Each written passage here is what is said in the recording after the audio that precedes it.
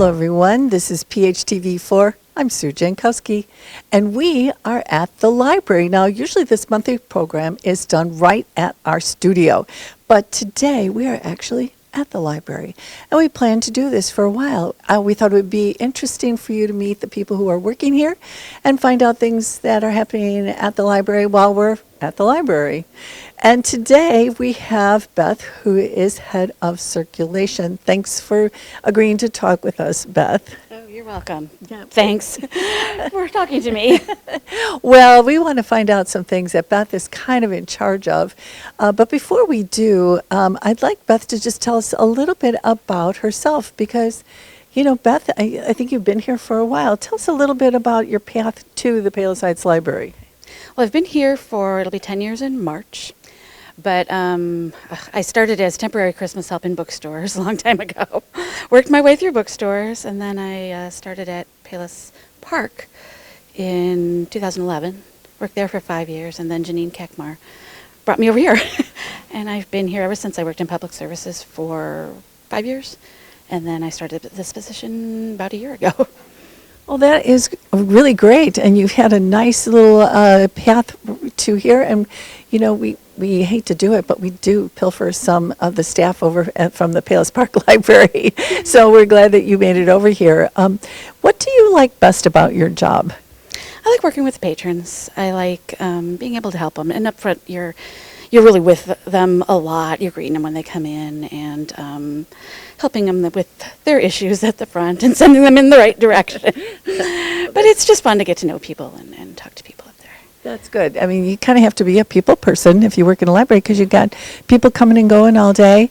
As head of circulation, do you have some decision-making ability as to what is available as far as books and things that we're reading? No, I used to do all the book ordering, and that's the one thing I missed from the other side. I did enjoy doing that, but I can send them over whatever. Like if I notice stuff that people are requesting a lot and we don't have, I can say, hey, you guys throw this in, or sometimes I'll throw stuff in just because I do the book discussion, the nonfiction book discussion here, so I'll let them know sort of what I want for that, and so I get a little bit. Okay, because you know, I've never had a problem getting any of the books that I'm reading from the library, and if you can't have it here, you get it. Consortium. You can get pretty much anything you want somewhere.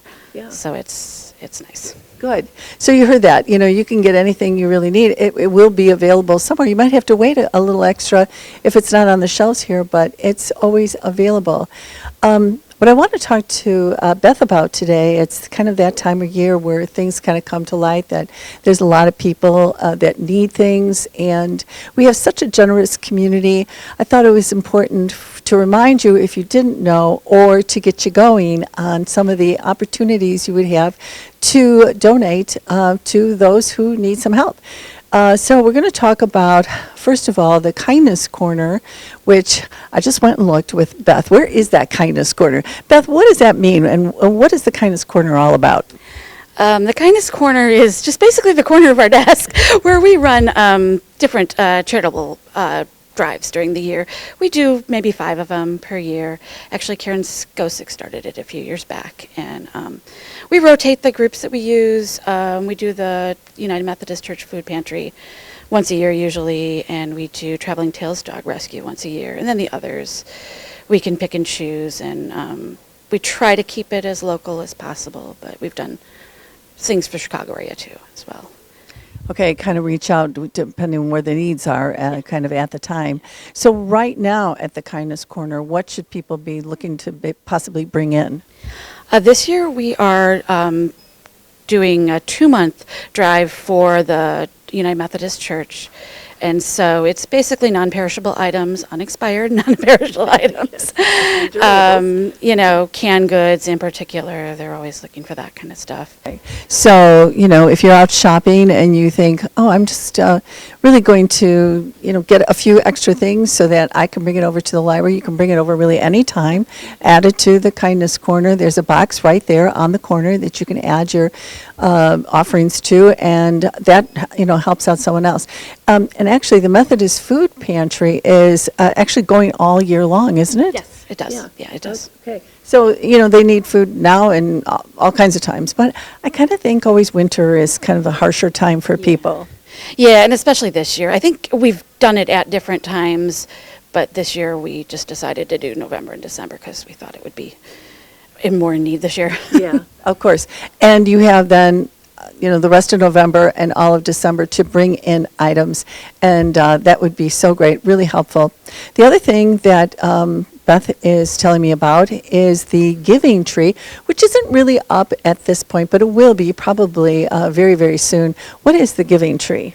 The Giving Tree is just something we do for the library every year. Well, we've done it for maybe 3-4 years now. The staff makes different Christmas tree ornaments up in the Fab Lab. Each department does a different type of ornament, and we paint them or cut them out or whatever we do with them, whatever we choose. Okay. And then we hang them on the tree down here, and people can come in and donate whatever they want. So if they want to take one for $5, or if you want to take one for $25, it's up to you for what donation you want to give. And then we put a little tag on the tree with your name and how much you give.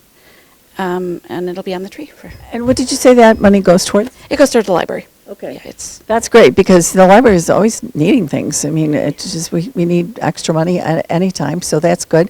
That's the Giving Tree, and you get to pick the ornament, so that's kind of fun that, you guys are always so clever and you make such pretty things here too, so that'll be fun.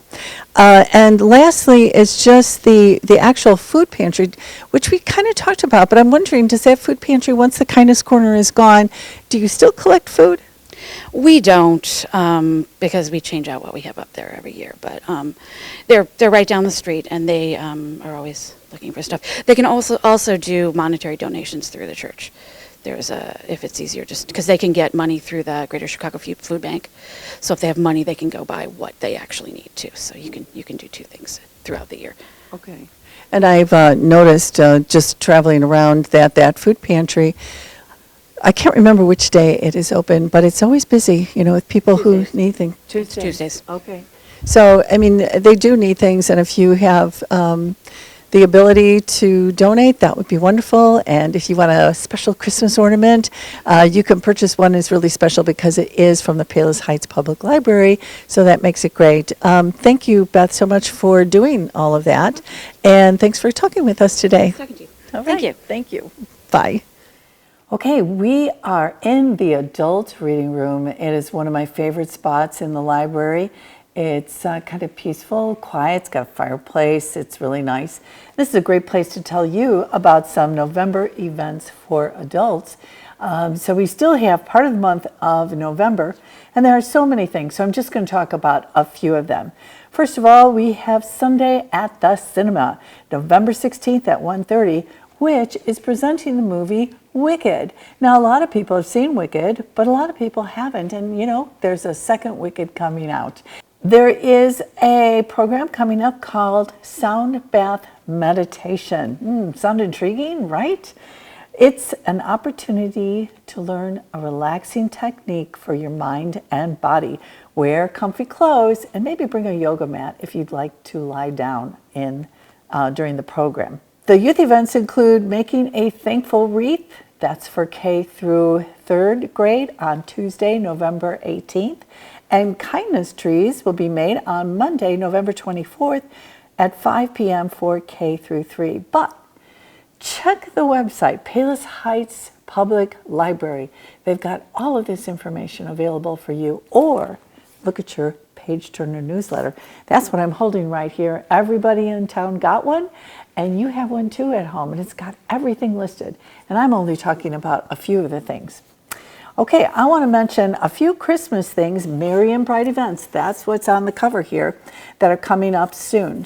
Holiday Trivia Night, December 1st at 6:30 at the Harvest Room. There's also a concert given by the Shepherd Choir on Wednesday, December 3rd at 7 p.m. And that includes a community sing-along. And we have some fabulous singers here. A classic, Holiday Christmas, will be given by film historian Dr. Annette Bochenek as she presents the history of some memorable and beloved holiday classic films of the golden age of Hollywood. The presentation will consist of photos, a video clip or clips, captivating stories, and all be given by Dr. Ann Bochenek. And this is on December 11th at 7 p.m. One more thing I want to talk about, and that is Saturday at the cinema. It's going to be Clue, the movie, because they're celebrating 40 years since its first presentation. It will be on the big screen at the meeting room. And then youth, teens, and patrons from 4 years up are not left out. In fact, Books Are Calling, the winter reading program, which begins on December 1st and goes to January 1st, is available for that group of kids and young people. You sign up, pick up your reading log, and earn a free book. Tiny Snowflakes are patrons from birth to 3 years, and there is a special program for them. You can make snowman crafts on December 11th if you are in grades kindergarten through 3rd grade, or participate in the holiday dance party on Friday, December 12th for ages 2 to 5. You can make Christmas ornaments if you are in grades 4 to 8 on December 8th. Or maybe you want to put your decorating skills to use by making a gingerbread house look tasty and inviting. If you're in grades 4 through 12, get creative. Supplies are provided for that gingerbread house. That is on December 10th. The youngest of our patrons have their pick of story times to register for. Those are really popular, so register soon.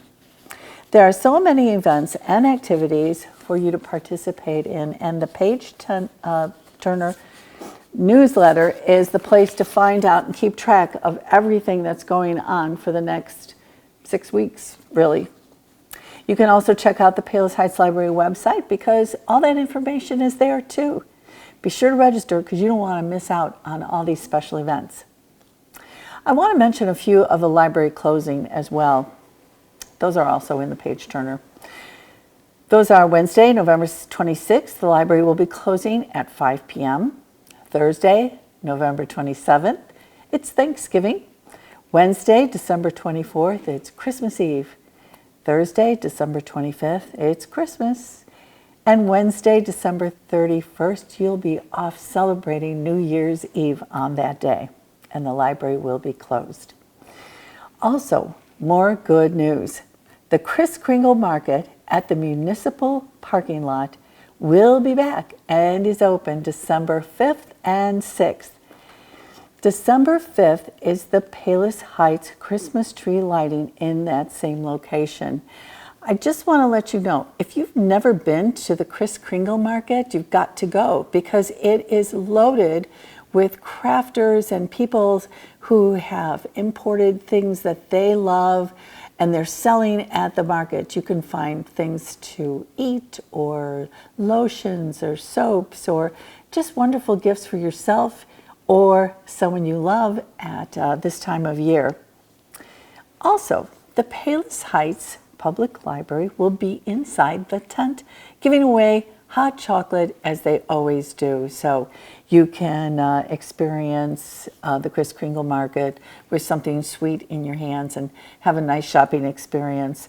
I just want to say that there is so much to do. It can be found here. It can come into the library. There's things happening all the time. And it's all happening throughout the month of November and December, but particularly December 1st through 4th. One more thing I want to mention, photo opportunity. Last year we had a snow globe. This year we have Christmas ornaments. All you have to do is make a reservation, and it is being held November 22nd from 11 to 3. And you come in, you pick 2 of the designs that you like to do, and your family can have a picture taken. But you got to register for that and get a special time. So I hope you all enjoy that. I hope you all do that. I wish you a very, very happy and healthy holiday season from all of us at PHTV4. Thanks for watching us. We'll see you next time.